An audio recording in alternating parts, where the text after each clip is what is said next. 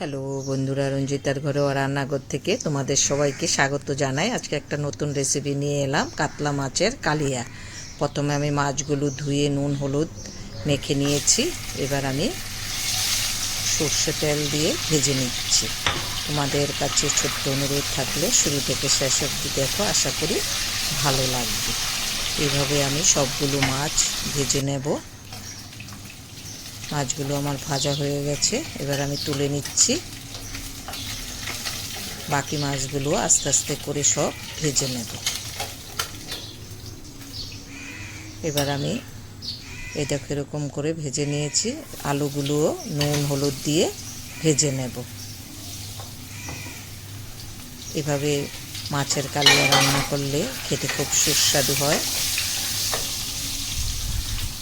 আলুগুলো ভেজে তুলে নিলাম। এবার কড়াতে আমি তেজপাতা দিয়ে দিলাম আর একটু জিরে ফোড়ন দিয়ে দিচ্ছি। ওটা হালকা করে ভেজে নিলাম। এলাচ, দারচিনি, লং আর গোলমরিচটাও ভেজে নিচ্ছি।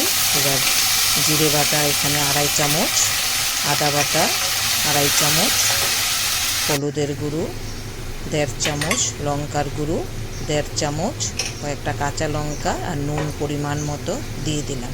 দিয়ে মশলাটা ভালো করে কষে নেব। আর একটু কাশ্মীরি লঙ্কার গুঁড়ো দিয়ে দিলাম। দিয়ে তেল ছাড়া অবধি কষে নেব। এবার টক দই দিয়ে দিলাম। যে যেরকম রান্না করবে সে সেরকম টক দই দেবে।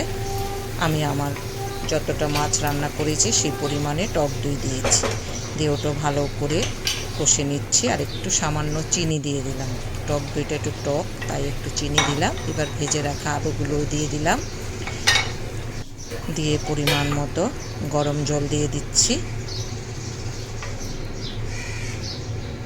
যতটা আমি ঝোল রাখবো।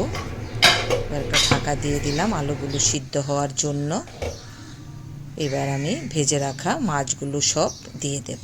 এইভাবে কাতলা মাছের কালিয়া সত্যি খুব সুন্দর হয় রান্না করলে, খেতেও খুব দারুণ হয় গরম ভাতের সঙ্গে। যদি রেসিপিটা ভালো লাগে তোমরা এইভাবে করে দেখতে পারো।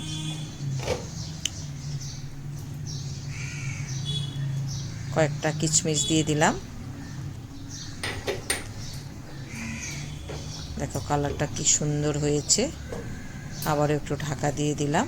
কিছুক্ষণ ঢাকা দিয়ে রেখে দিয়েছিলাম। দেখো দেখতে কি সুন্দর লাগছে। এবার আমি একটা প্লেটে তুলে নিচ্ছি।